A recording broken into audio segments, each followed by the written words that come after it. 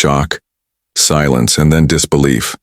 In the heart of the United Nations, Captain Ibrahim Traoré dropped a bombshell, giving Israel's Prime Minister Benjamin Netanyahu just 48 hours. No debates, no delays, only a ruthless countdown. Some called it fearless, others called it dangerous. But everyone knew the world would never be the same once the clock began to tick. Heart-stopping silence. That's what roared through the halls of the United Nations when Captain Ibrahim Traoré, the young leader of Burkina Faso, stood before the world's most powerful figures and delivered words that no one saw coming. His voice didn't tremble. His tone didn't waver. It was sharp, steady, and carried the kind of weight that cuts through the noise of political speeches. In a chamber where leaders usually dance around issues with carefully polished language, Traoré shattered protocol with a single thunderbolt. He issued a 48-hour ultimatum to Israeli Prime Minister Benjamin Netanyahu. The room froze. Some delegates looked up from their papers in disbelief. Others leaned forward, whispering rapidly into their translators' earpieces, trying to confirm they had heard correctly. Was this a slip of the tongue? Was it mistranslated? No, it wasn't. Traoré meant every word, and the clarity of his demand left no space for confusion. The cameras zoomed in on him, capturing the calm but unflinching expression on his face. This was not a leader playing to the crowd or posturing for the media. This was a soldier turned head of state who had learned in the harshest possible way that words without deadlines mean little in international politics. By attaching a ticking clock 48 hours to his demand, Traoré forced the entire world to pay attention. Inside the UN, the air grew heavier. The usual shuffle of papers, the quiet murmurs, the clicking of pens, all of it seemed to vanish into a thick, almost cinematic silence. Delegates from the Middle East exchanged tense looks. Western officials stared straight ahead, their faces carefully blank, but their clenched jaws told another story. African representatives, many of whom have quietly admired Traoré's boldness in previous speeches, sat taller in their seats. For once, the floor belonged not to the superpowers, but to a young African leader who dared to break the script. Beyond those walls, the reaction was immediate. Within minutes, journalists rushed to push out breaking news alerts. Burkina Faso's Traoré issues 48-hour ultimatum to Netanyahu. Social media exploded with clips of his speech. Hashtags surged, memes appeared, and debates lit up timelines across continents. Some users hailed him as fearless, finally saying what others were too cautious to say. Others warned that this was reckless, even dangerous, given the volatility of Middle Eastern politics. Either way, the story was impossible to ignore.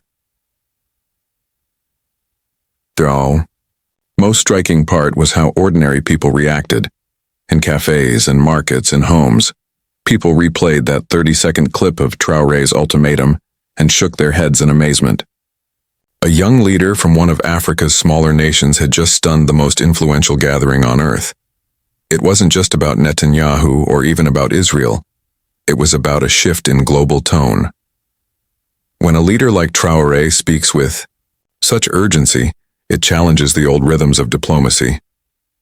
Suddenly, 48 hours doesn't sound like a lot of time, but it feels like an eternity when the whole world is watching the clock tick down.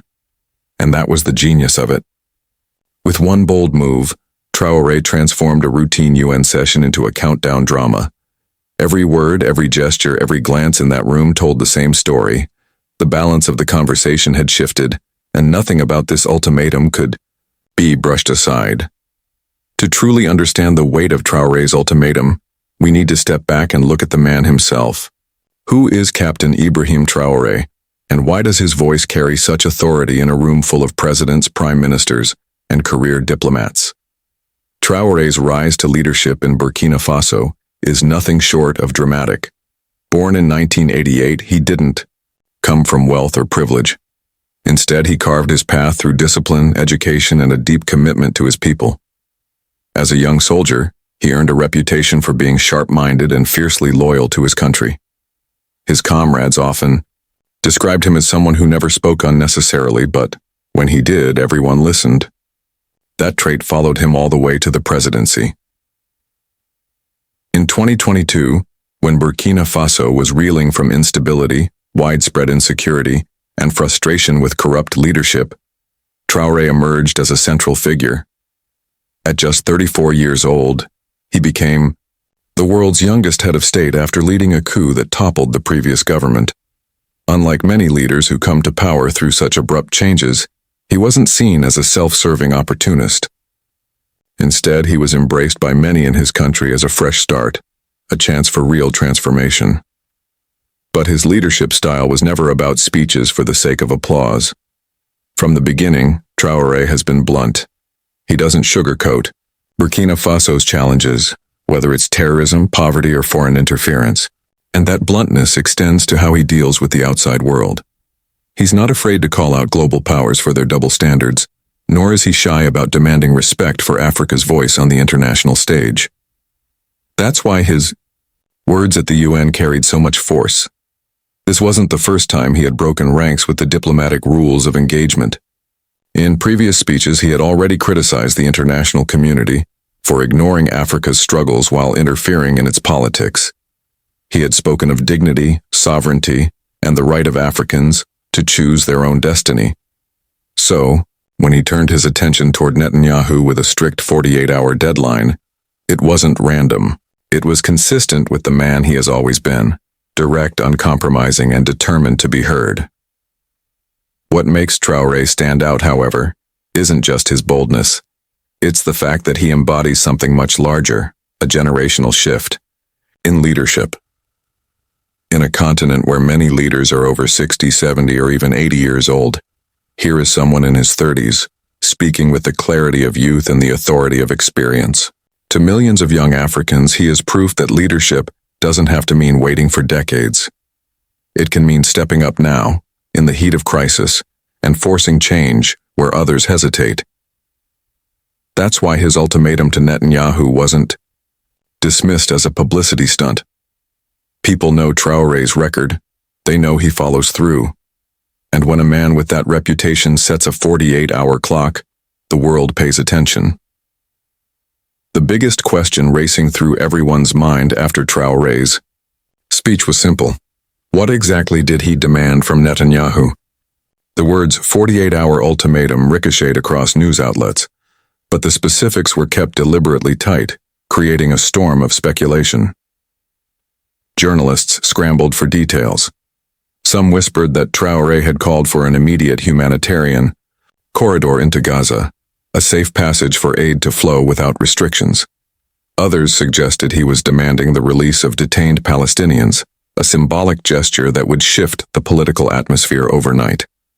Still others believed the ultimatum was about a ceasefire, a bold and perhaps unrealistic demand in such a short window. But here's the thing. Traore didn't spell it all out in detail. He gave just enough for the world to understand that the stakes were high, but not enough for anyone to dismiss his statement as just another speech. That ambiguity was powerful. It meant every news outlet had to cover it, every analyst had to dissect it, and every government had to prepare for the possibility that Burkina Faso's young leader had just pushed the global conversation into uncharted territory. Netanyahu's reaction added to the intrigue. His office didn't issue a fiery rebuttal, nor did he engage Traore directly. Instead, the response was short, vague, and almost dismissive. It was as if Netanyahu wanted to sidestep the ultimatum altogether, pretending it didn't exist. But, in diplomacy, silence can speak louder than words. To many observers, that non-response suggested the ultimatum had struck a nerve. Across Africa, Traore's words made headlines not just because of their content, but because of their symbolism. For decades, African leaders have often been relegated to the sidelines in global debates about the Middle East. Here, finally, was one who put himself squarely at the center of the conversation, challenging a leader from one of the most powerful and controversial states in the world. On social media, theories exploded. Was Traore aligning himself with the growing chorus of countries demanding immediate action on Gaza? Was he trying to carve out a new diplomatic role for Burkina Faso? Or was this a calculated move to show that Africa's voice could no longer be ignored? The debates grew louder by the hour, with hashtags trending across continents. The truth is, the exact content of the ultimatum mattered less than the fact that it existed.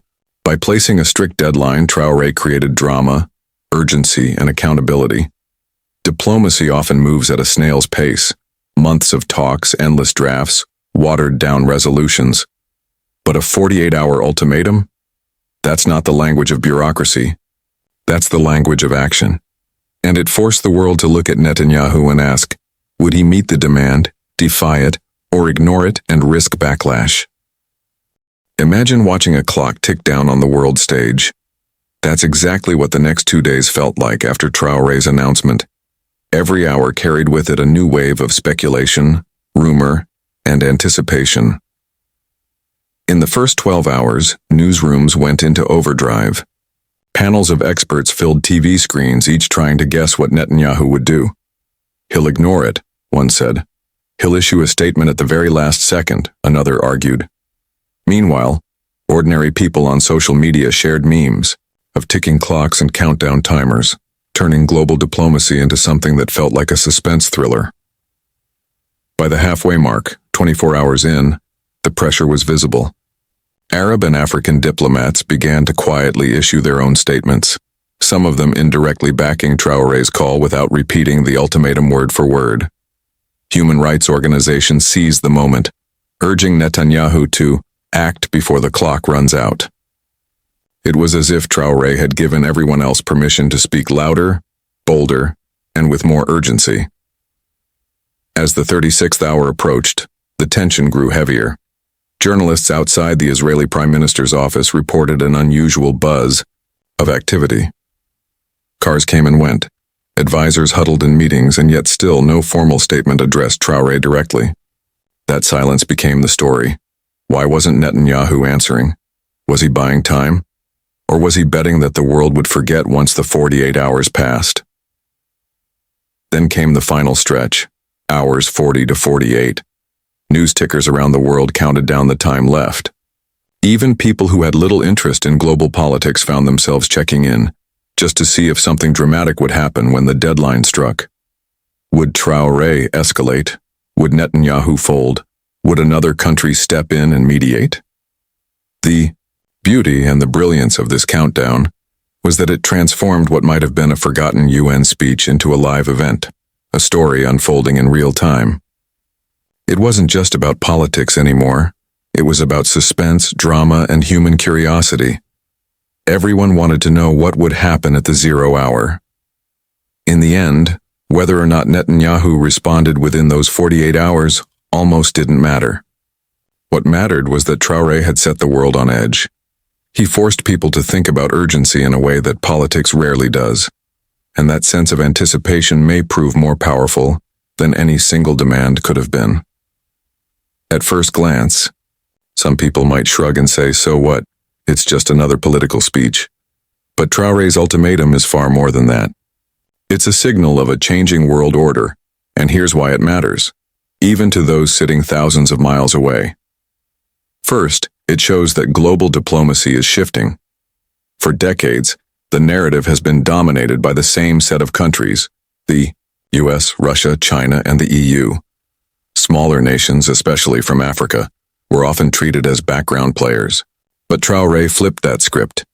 He showed that a leader from a relatively small West African country can take the microphone and command global attention. That's a powerful message for a new generation of leaders everywhere.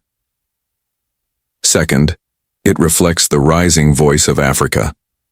For years, African nations have demanded greater influence in world affairs, but rarely have they been this bold in demanding immediate action on issues outside their borders. Traoré's ultimatum proves that African leaders are no longer content to play supporting roles. They are writing themselves into the center of global debates. Third, and most importantly, this is about real lives. If Traoré's ultimatum was indeed tied to humanitarian aid or a ceasefire, the stakes couldn't be higher. Millions of people in Gaza live in uncertainty every day. The idea that one leader could push the global community to act faster, even if by creating public pressure, reminds us that words spoken in New York can ripple all the way to the streets of Rafah or Khan Yunis. Finally, for you as a viewer, this story is a reminder of how much power lies in timing and courage. You don't need to lead a superpower to make an impact. Sometimes it's about saying the right thing at the right time, in a way that forces the world to stop and listen. That's exactly what Traore did. And whether you admire his tactics or criticize them, there's no denying that he turned a routine UN session into a global moment that people will remember. So, what do you think Traore demanded in those 48 hours? Was it a bold step toward peace, or a risky gamble? Drop your thoughts in the comments. I'd love to hear your theories, and remember, this story isn't just about politics. It's about how a single voice used with courage can echo around the world. And that's how a single voice from Burkina Faso sent shockwaves through the halls of power. But the real question is, what would you do with just 48 hours? Was Traore's ultimatum an act of courage, or a dangerous gamble that could backfire? Tell me what you think in the comments below. Don't forget to like, share, and subscribe, because stories like this are reshaping our world, and you deserve to know the truth behind the headlines.